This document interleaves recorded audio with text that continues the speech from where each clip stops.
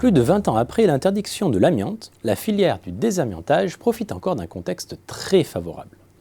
Le durcissement régulier de la réglementation française offre à ces entreprises l'opportunité de réaliser des prestations toujours plus complexes et donc plus rémunératrices compte tenu de leurs prix plus élevés. Les intervenants bénéficient également du dynamisme de la rénovation des bâtiments et de la volonté des collectivités locales de réhabiliter les friches urbaines. D'autres secteurs, comme le ferroviaire ou le naval, s'affirment aussi comme de nouveaux débouchés porteurs. Depuis le 1er janvier 2019, les armateurs français doivent effectivement repérer puis retirer l'amiante contenue dans leurs navires. Au total, selon l'étude Xerfi Precepta, le chiffre d'affaires des spécialistes des travaux de désamiantage a progressé de 4,8% par an depuis 2015, tandis que celui des professionnels de l'ingénierie et du diagnostic a cru de 3,9% par an. Revers de la médaille, l'inflation des normes renchérit les coûts, à commencer par les dépenses de certification, de protection et de formation. Et les hackers peinent à répercuter cette hausse des coûts sur leurs clients, du fait d'une concurrence intense. Le fort potentiel de l'activité a en effet séduit de nombreux nouveaux entrants, à tel point que la filière française du désamiantage rassemble aujourd'hui plus d'1 millier d'acteurs au profil très varié, intégrant parfois plusieurs maillons de la chaîne de valeur. Les travaux sont ainsi dominés par les grands groupes du BTP.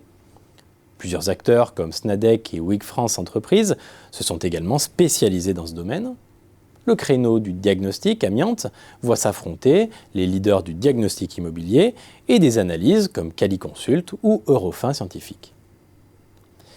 Les leaders des services environnementaux comme Suez et Veolia comptent aussi parmi les acteurs majeurs, en étant positionnés sur plusieurs maillons tels que l'ingénierie, les travaux et le traitement.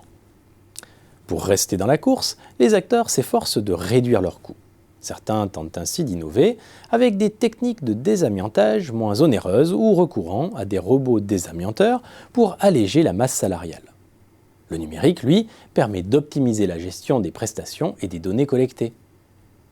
Au-delà de la question des coûts, les désamianteurs tentent d'augmenter leur capacité d'intervention. Ocamiante a ainsi conclu un partenariat avec Pôle emploi pour trouver de nouveaux collaborateurs. D'autres misent sur des opérations de croissance externe. C'est le cas d'Eurovia qui a racheté l'entreprise de déconstruction et de désamiantage Prestozid. L'accroissement des capacités apparaît également comme une priorité dans l'aval de la filière, comme l'illustre Charrier qui a récemment agrandi son site de traitement des déchets amiantés. Et si les méthodes alternatives à l'enfouissement peinent à s'imposer, des solutions innovantes émergent comme Nevada, une solution prototype de neutralisation des déchets co-développée par De Dietrich et Neutramiante. Bref, autant de signes qui démontrent que le marché français du désamiantage approche de la phase de maturité.